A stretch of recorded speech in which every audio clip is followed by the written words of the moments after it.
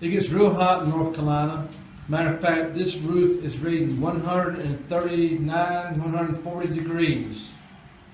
This roof has a standard OSB roof decking, and the building temperature is probably, I would say, close to 100, 110 degrees.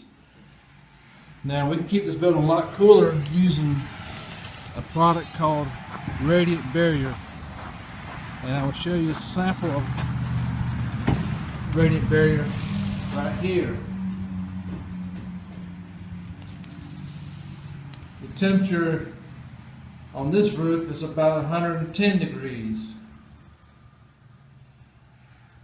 And we apply this type of roof sheeting, Radiant Barrier, in a lot of our garages and storage buildings as a very popular option. Customers like this because it keeps the building a lot cooler for their gasoline equipment, as well as any items that they may store in the building. In addition, it makes working in their workshop and garages a lot more comfortable.